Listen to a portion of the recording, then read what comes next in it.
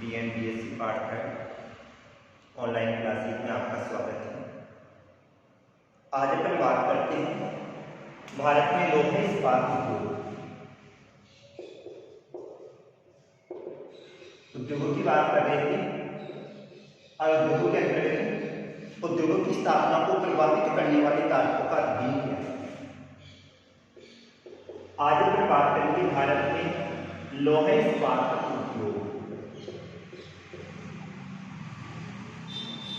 यदि अपन लोहे इस्पात की बात करें तो लोहे इस्पात का निर्माण किस प्रकार किया जाता है। लोहे में मैग्नीज मिलाया जाता है, उसके बाद में चूना पत्थर के द्वारा उसको शोधित किया जाता है और शोधित करने के बाद में लोहे इस्पात का निर्माण किया जाता है।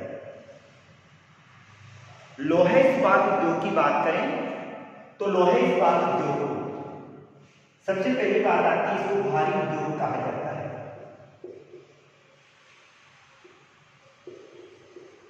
भारी उद्योग भी कहा जाता है, आधारभूत उद्योग भी कहा जाता है,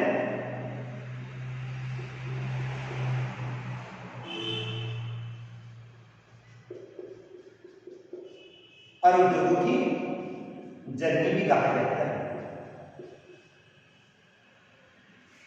लोहे इस्पात उद्योग जिसको भारी उद्योग भी कहा जाता है, आधारभूत उद्योग भी कहा जाता है और उद्योगों की क्या कहा जाता है, जननी भी कहा जाता है।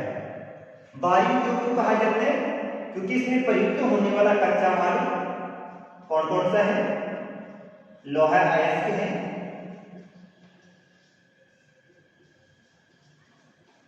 मैग्नीज है,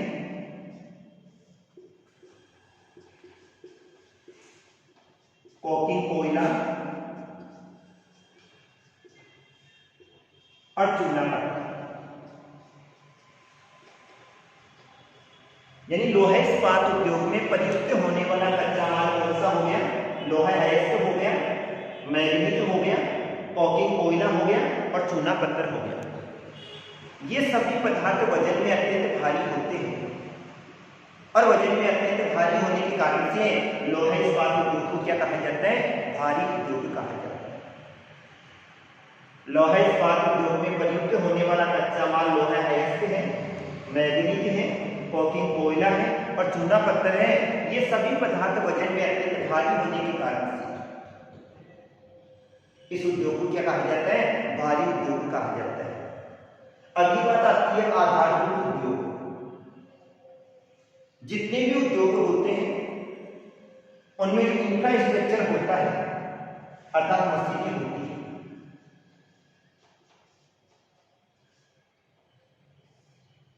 ये मशीनें किसकी बनी होती है, लोहे इस्पात की बनी होती है। अतः सभी उद्योगों को आधार प्रदान करने के कारण से लोहे इस्पात उद्योग को क्या कहा जाता है, आधारभूत उद्योग कहा जाता है। अन्य सभी उद्योगों को आधार प्रदान करता है और अन्य सभी उद्योगों को आधार प्रदान करने के कारण से लोहे इस्पात उद्योग को क्या कहा जाता है, आधारभूत उद्योग कहा जाता है। तीसरी बात आती है उद्योगों की जननी। जितने भी उद्योग होते हैं उनमें प्रयुक्त होने वाला जो कच्चा माल होता है वो लोहे इस्पात ही होता है।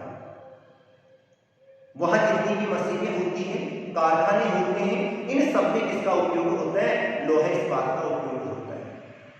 और लोहे इस्पात का उपयोग होने के कारण से ही लोहे इस्पात उद्योग को क्या कहा जाता है, अन्य उद्योगों की क्या कहा जाता है, जननी कहा जाता है। अर्थात दूसरे उद्योगों की क्या कहा जाता है, जननी कहा जाता है। अब अपन बात करें लोहे इस्पात उद्योग की स्थापना, तो लोहे इस्पात उद्योग की स्थापना कौन से क्षेत्रों में करें,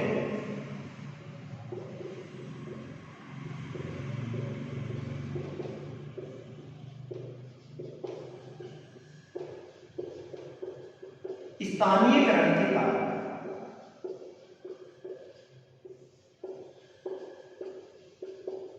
अगर अपने को किसी भी स्थान पे लोहे इस्पात उद्योग की स्थापना करनी है तो अपन कौन से क्षेत्र का चुनाव करेंगे। तो सबसे पहली बात आती है लोहे इस्पात उद्योग में कच्चे माल की आवश्यकता होती है, परिवहन के साधनों की आवश्यकता होती है की आवश्यकता होगी और शक्ति के स्रोत की आवश्यकता होती है। ये सभी लोहे इस्पात उद्योग को क्या करते हैं, प्रभावित करते हैं। कच्चे माल के रूप में तो किसकी आवश्यकता होती है, लोहा अयस्क की आवश्यकता होगी, मैग्नीज की आवश्यकता होगी, चूना पत्थर की आवश्यकता होगी और कोयले की आवश्यकता होगी। ये जितने भी पदार्थ हैं ये वजन में अत्यंत भारी होते हैं और वजन में अत्यंत भारी होने के कारण से लोहे इस्पात उद्योग की स्थापना हमेशा कच्चे माल वाले स्रोत के पास ही की जाती है। लोहे इस्पात उद्योग में प्रयुक्त होने वाला कच्चा माल लोहा अयस्क है, मैग्नीज है, चूना पत्थर है और कोयला है।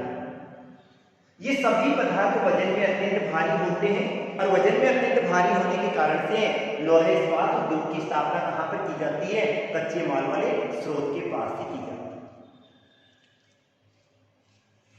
इसमें एक और बात आती है जिसको अपन कहते हैं स्क्रैप या रद्दी लोहा।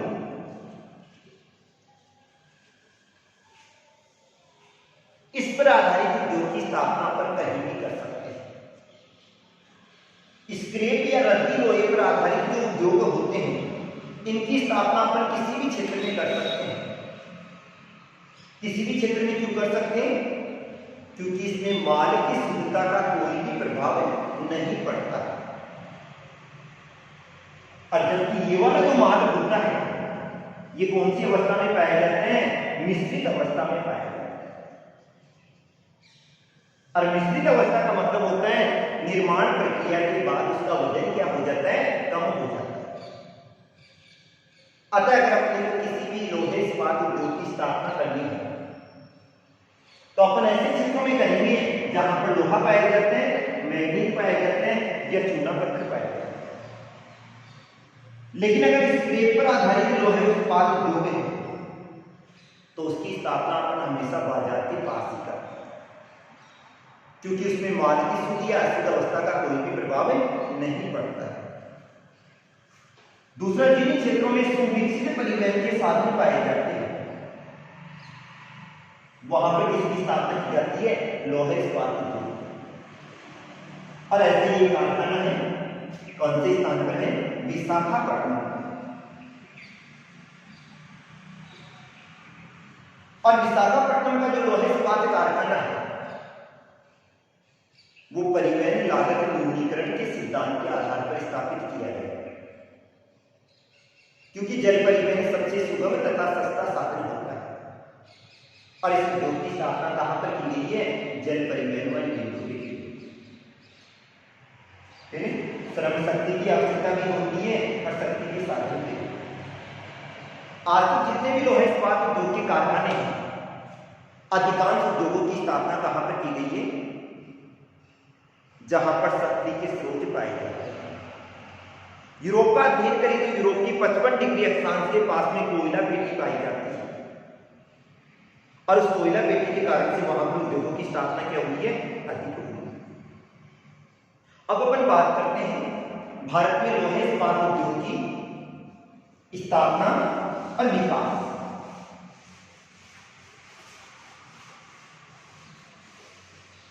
यानी किस प्रकार से यहां पर लोहे इस्पात उद्योग का विकास हुआ।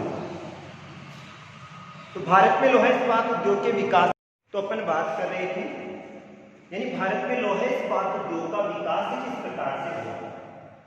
लोहे इस्पात उद्योग के विकास की बात करें तो लोहे इस्पात उद्योग की स्थापना सबसे पहले अगारिया जनजाति के लोगों के द्वारा की गई थी। अगारिया जनजाति से मतलब होता है जैसे अपने गाड़ियां लोहार होते हैं, ये खान से लोहे को निकालते थे और निकालने के बाद इसको शोधित करते थे, फिर पिघलाते थे, इसमें मैग्नीज मिलाते थे और उसके बाद में लोहे इस्पात का निर्माण करते थे। तो लोहे इस्पात उद्योग के विकास की बात करें अपन तो सबसे पहले लोहे इस्पात उद्योग का जो विकास किया गया था वो अगारिया जनजाति के लोगों के द्वारा किया गया। अब लोहा इस्पात उद्योग का भारत में विकास किस प्रकार से हुआ? तो सबसे पहले तो अदालती जनजाति के द्वारा किया गया। उद्योग की बात करें तो सबसे पहला जो कारखाना खोला गया था वो सन 1874 में खोला गया। भारत में सबसे पहला लोहा इस्पात कारखाना जो कि कब खोला गया था? सन 1874 में पश्चिमी बंगाल के कुल्टी नामक स्थान पर किया गया। कौन से स्थान पे? पश्चिमी बंगाल के कुल्टी नामक स्थान पे, और इसका नाम क्या था? बाराकार लोहा इस्पात इकाई। पहला लोहा इस्पात कारखाना जो कि पश्चिमी बंगाल के कुल्टी नामक स्थान पर स्थापित किया गया था, और इसका नाम क्या था? बाराकार लोहा इस्पात इकाई। इसका क्या रखा गया था? नाम रखा। लेकिन सन 1889 में इस कारखाने को किसके अधिकार क्षेत्र में मिला दिया गया? बंगाल इस्पात कंपनी के अधिकार क्षेत्र में ले लिया गया। नाम तो क्या था? बाराकार लोहा इस्पात इकाई का, और 1889 में इसको मिला के और बंगाल इस्पात कंपनी इसका नाम रख दिया गया। इसके बाद में दूसरा प्रयास किया गया, और सन 1907 में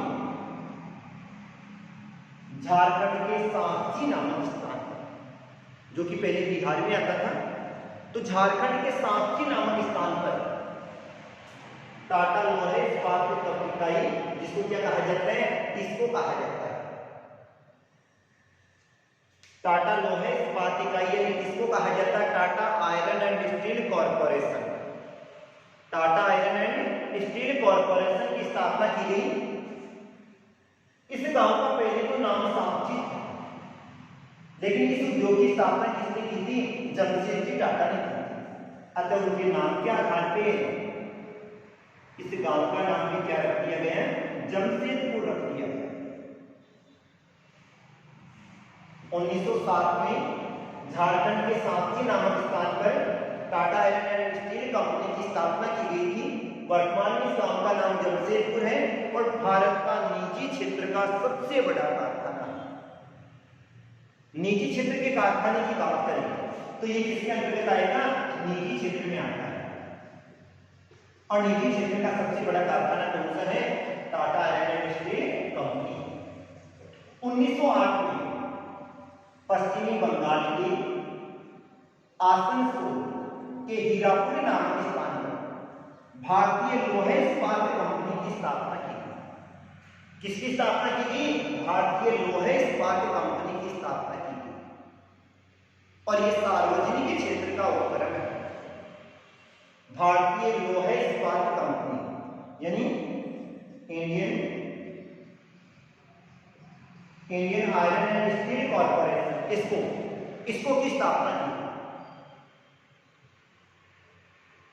इसके बाद में इसमें सन 1970 में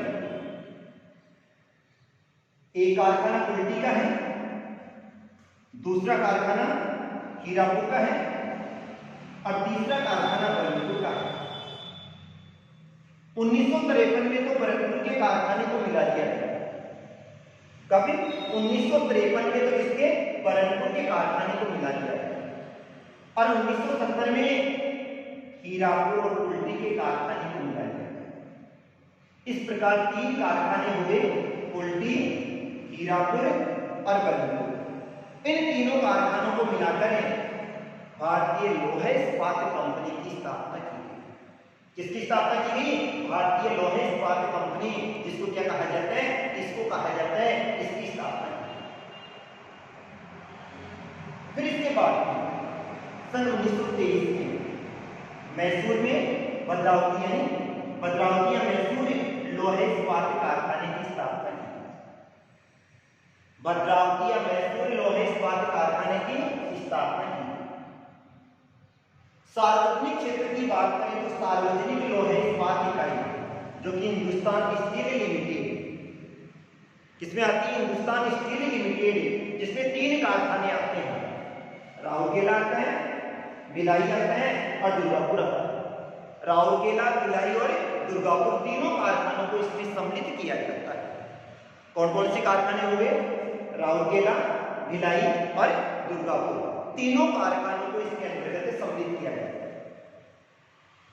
अब जितने भी कारखाने हैं, इन सभी कारखानों को गवर्नमेंट ने अपना आधिपत्य कर लिया टीक को छोड़। कौन सा? 1907 में टाटा लौह इस्पात कंपनी। और इसके लिए स्थापना की गई, सेल की स्थापना। कब की गई थी सेल की स्थापना? सन 1973 में सेल की स्थापना की।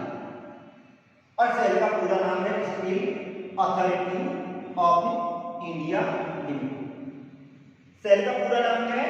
Steel authority of India limited, यानी सेल की स्थापना की। और सेल में 5 कारखानों को सम्मिलित किया जाता है। राउरकेला, जो कि कहां पर? उड़ीसा में। राउरकेला का आ गया, बोकारो आ गया, जो कि कहां पर? झारखंड में। बरनपुर पश्चिमी बंगाल में आ गया। भिलाई छत्तीसगढ़ में आ गया। और दुर्गापुर कहां पर आ गया? पश्चिमी बंगाल में। सेल के अंतर्गत 5 कारखानों को सम्मिलित किया गया है। और ये 5 कारखाने राउरकेला है, बोकारो है, बरनपुर है, भिलाई है, और कौन सा है? दुर्गापुर है। इस प्रकार से steel authority of India limited के अंतर्गत कितने कारखानों को सम्मिलित किया गया है? 5 कारखानों को सम्मिलित किया गया है। और जिसके तहत जितने भी लौह इस्पात कारखाने थे वो किसके अंतर्गत आ गए? स्वामित्व किसका हो गया? गवर्नमेंट स्वामित्व सेल के अंतर्गत आ गया। अब अपन अध्ययन करें तो निजी क्षेत्र का सबसे बड़ा कारखाना तो कौन सा है? इसको है। इसके बाद में तटीय कारखाने की स्थापना की गई। और भारत का सबसे बड़ा तटीय कारखाना कौन से स्थान पे खोला गया था? आंध्र प्रदेश के विशाखापट्टनम में खोला गया था। कहां पर? आंध्र प्रदेश के विशाखापट्टनम में खोला गया था। अब अपन बात करें भारत में लौह इस्पात उद्योग की स्थापना। तो भारत में लौह इस्पात उद्योग की स्थापना कौन कौन से क्षेत्रों में हुई है?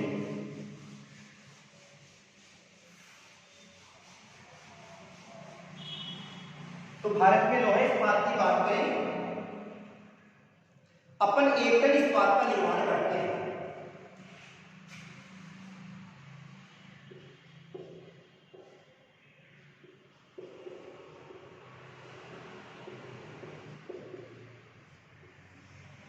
अगर एकल लौह इस्पात का निर्माण करना है तो उसके लिए अपने को कौन कौन सी धातुओं की आवश्यकता होती है?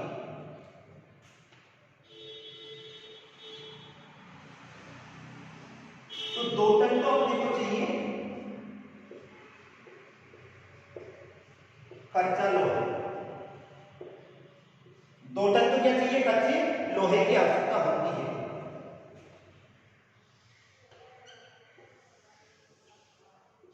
1.84 टन किसकी आवश्यकता होती है? कॉकिंग कोयले की आवश्यकता होती है।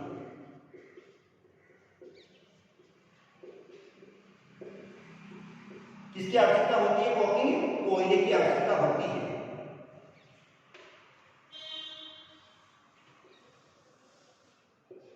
1.70 टन अन्य धातुओं की आवश्यकता होती है, जिसमें किसको लिया जाता है?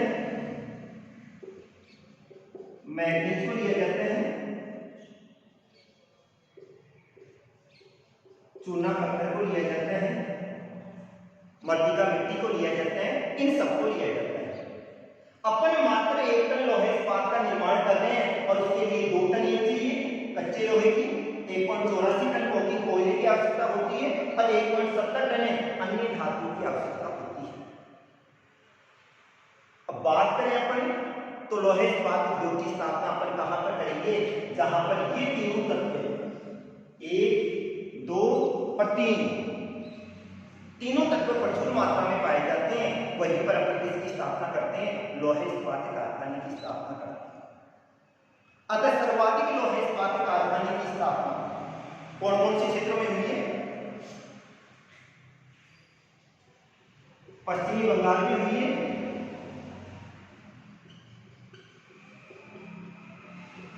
ओडिशा में हुई है, झारखंड, मध्य प्रदेश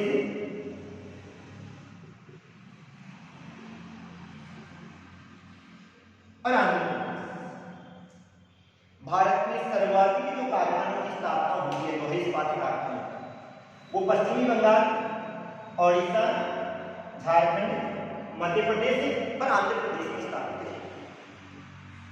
इन क्षेत्रों में सर्वाधिक लोहे इस्पात कारखानों की स्थापना की हुई है क्योंकि यहाँ पर पर्याप्त मात्रा में क्या क्या पाए जाते हैं, लोहा अयस्क भी पाए जाते हैं, शक्ति के साधन भी पाए जाते हैं, मैग्नीज भी पाए जाते हैं, कोकिंग कोयला भी पाया जाता है, चूना पत्थर भी पाया जाता है और परिवहन के साधन भी पाए जाते हैं। अतः भारत में सर्वाधिक जो लोहे इस्पात कारखाने हैं वो पश्चिम बंगाल, ओडिशा, झारखंड, मध्य प्रदेश और आंध्र प्रदेश में स्थापित किए गए। अब अपन भारत के कारखानों की बात करें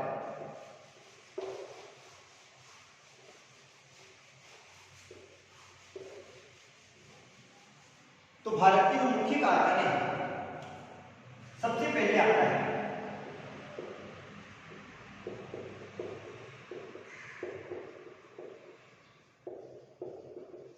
टाटा लोहे इस्पात कारखाना।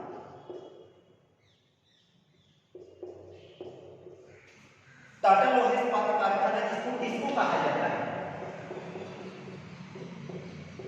यानी टाटा आयरन स्टील कॉर्पोरेशन कहा जाता है। कौन से स्थान पर स्थापित है,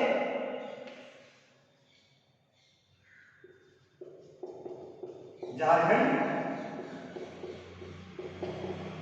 सांची और वर्तमान में क्या कहा जाता है, जमशेदपुर। झारखंड के सांची नामक स्थान पर स्थापित किया गया है जिसको वर्तमान में क्या कहा जाता है, जमशेदपुर कहा जाता है। 1907 में इसकी स्थापना की गई और किसके द्वारा की गई थी, जमशेदजी टाटा के द्वारा। किसके द्वारा, जमशेदजी टाटा के द्वारा इसकी स्थापना की गई। अब इसको लोहा कहां से प्राप्त होता है, तो लोहा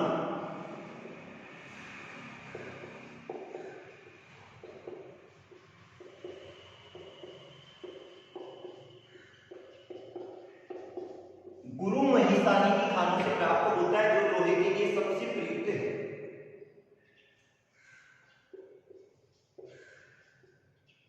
मयूरभंज से प्राप्त होता है, ओडिशा से प्राप्त होता है और नौमंडी से प्राप्त होता है। यानी लोहा कहां से प्राप्त हो रहा है, गुरु महिसानी से प्राप्त हो रहा है, मयूरभंज से प्राप्त हो रहा है, ओडिशा से, और किससे प्राप्त हो रहा है, नौमंडी से प्राप्त हो रहा है। दूसरा आता है कोकिंग कोयला। इस लोहे इस्पात कारखाने को कोकिंग कोयला कहां से प्राप्त होता है, झरिया की खानों से। कौन सी खानों से प्राप्त होता है, झरिया की खानों से प्राप्त होता है। यहां पर किसका निर्माण किया जाता है, तो यहां पर रेल के डिब्बों का निर्माण किया जाता है।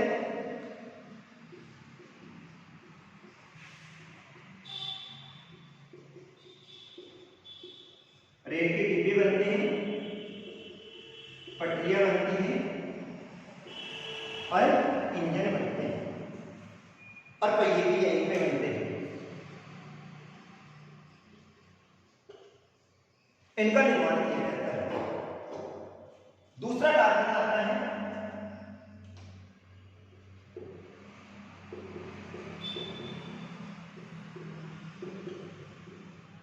भारतीय लोहे इस्पात कारखाना।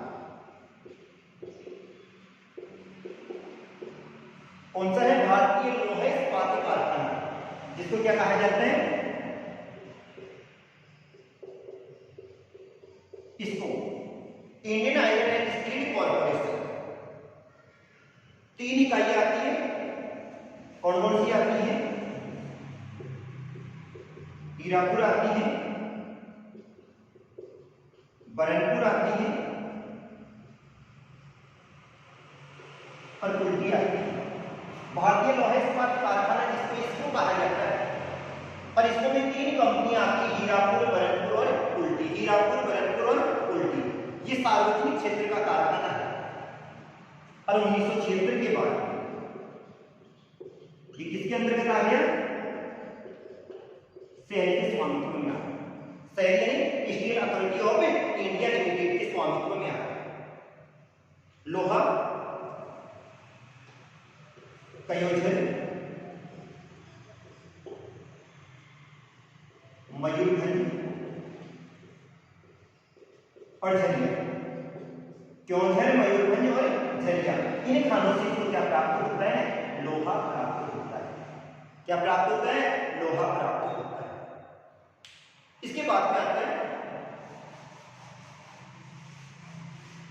तीसरा जो मुख्य कारखाना है,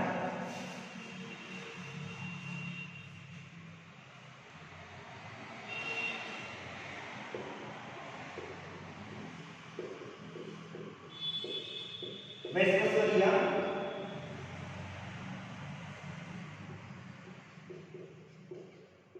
आयरन एंड स्टील कंपनी। कौन सा है?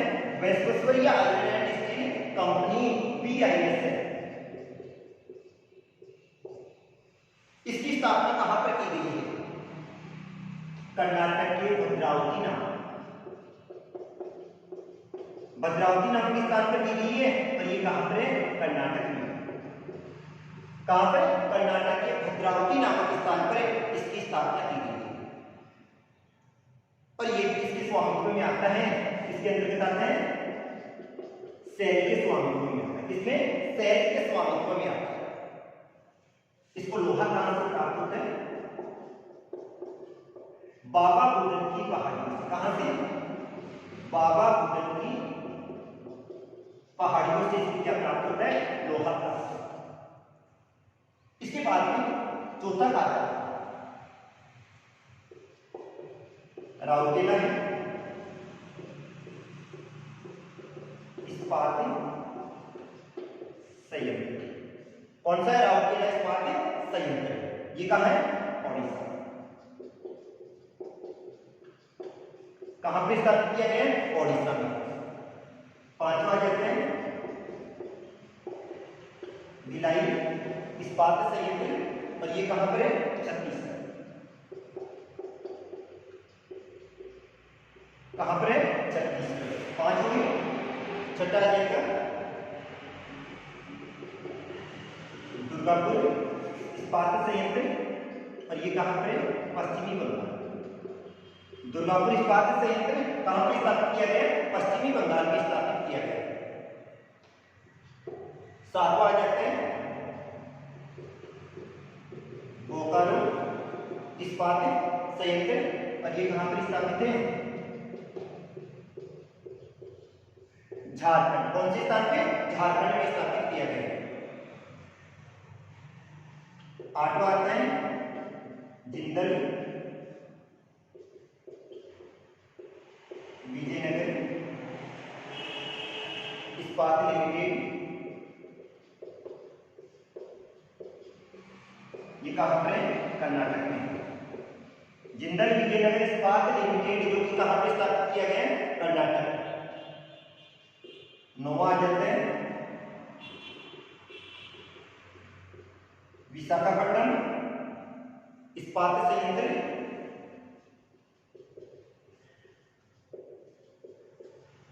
और ये कहां पर है? आंध्र प्रदेश।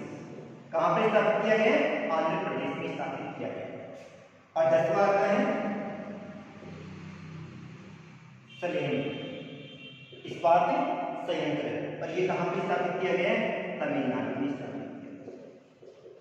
इस प्रकार भारत के पास में बड़े कारखानों की बात करें तो कुल मिला के कितने बड़े कारखाने हैं? 10 बड़े कारखाने हैं। अब भारत में लोहे इस्पात उद्योग की कुछ समस्याएं भी पाई जाती है। उत्तम किस्म के लोहे की कमी भी पाई जाती है, तकनीकी ज्ञान की कमी भी पाई जाती है, परिवहन की समस्या भी पाई जाती है, क्योंकि लोहा इस्पात उद्योग के लिए जल परिवहन आवश्यक होता है।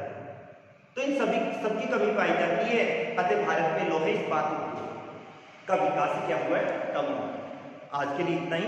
Thank you.